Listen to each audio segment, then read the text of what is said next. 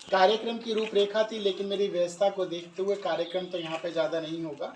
हम लोग यहाँ बस भोजन प्रसादी लेके यहाँ से निकलेंगे और आगे गोरखपुर में कार्यक्रम है, इसलिए ज़्यादा देर यहाँ नहीं दे पाऊँगा। 1 घंटे के लिए आया हूँ, लेकिन इन सबको मैं बहुत बहुत हृदय से शुभकामनाएं और आशीर्वाद देता हूँ।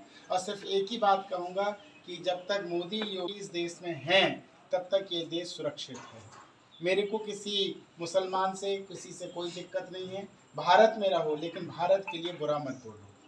जो लोग भारत में रहते हैं मुसलमान भाई, उनके लिए आपके गाजीपुर के माध्यम से बस इतना कहना चाहूँगा कि अगर देश के टुकड़े की बात करोगे, अगर ये वाली बात आपने कही कि भारत तेरे टुकड़े होंगे इंशाअल्लाह इंशाअल्लाह, तो ऐसे लोगों को भारत में रहने का कोई अधिकार नहीं है। ऐसे लोगों को भारत में रहने का अधिकार नहीं है। ये आर्यन खान जैसे लड़के जो भारत की संस्कृति को बिगाड़ रहे हैं, इन लड़कों को तुरंत पाकिस्तान या अमेरिका भेज देना चाहिए। इन लोगों को भारत में नहीं रहना चाहिए।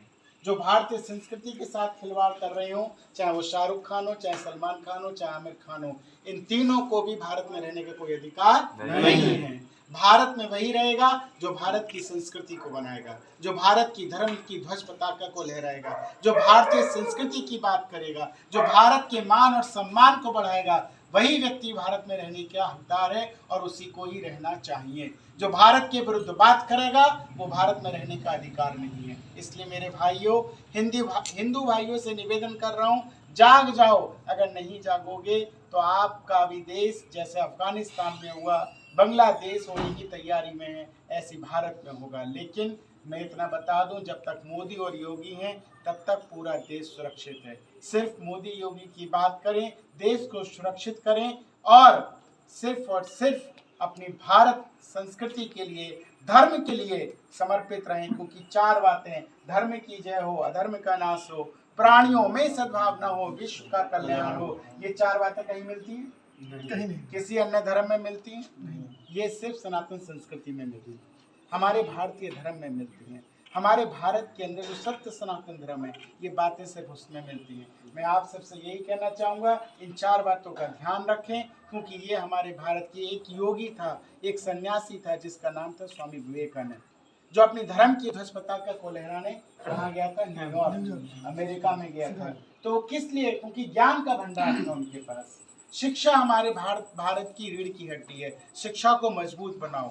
हमारे बच्चों को हर घर के अंदर, मैं कहता हूँ, स्वामी विवेकानंद बनाना चाहिए, रानी लक्ष्मीबाई बनाना चाहिए, भगत सिंह चंद्रशेखर बनाना चाहिए। अपने घर में भगत सिंह चंद्रशेखर के फोटो लगाने चाहिए, अपने घर में संतों के फोटो लगाने चाहिए, अपने घर में देश के समर्पित शहीदों के फोटो लगाने चाहिए। जब इन लोगों के फोटो लगेंगे, राम और कृष्ण के फोटो लगाने चाहिए, तो हमारी भारतीय संस्कृति के साथ कोई खिलवाड़ नहीं होगा। लेकिन हमारी युवा पीढ़ी आज सलमान खान को लगाएगी, कटरीना कैफ को लगाएगी, पता नहीं क्या हो गया है। मैं जब पूछता हूँ युवाओं से कि आपको इस फिल्मी इंडस्ट्री ने आपको क्या दिया, तो सीधा बोलते हैं एंटरटेनमेंट दिया। एंटरटेनमेंट दिया, सही बात है, एंटरटेनमेंट तो दिया, और क्या दिया है? और भारत में आज़ादी किसने दिलाई? भगत सिंह चंद्रशेखर आज़ाद ने दिलाई। गांधी ने नहीं दिलाई, भगत सिंह चंद्रशेखर आज़ाद ने दिलाई। इन लोगों ने आज़ादी दिलाई है भारत को, तो इन लोगों के फोटो लगाने में शर्म हो।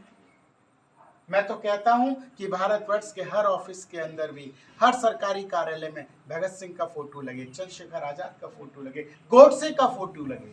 जिनकी जरूरत है आज के समय में, इनके फोटो लगें, ताकि हमारे भारतीयों के अंदर ऊर्जा हो, देश के प्रति समर्पित हो।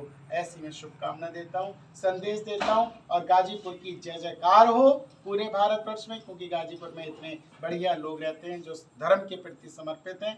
और मैं यहाँ आया हूँ, गाजीपुर भूमि को प्रणाम करता हूँ। जय हिंद, जय भारत।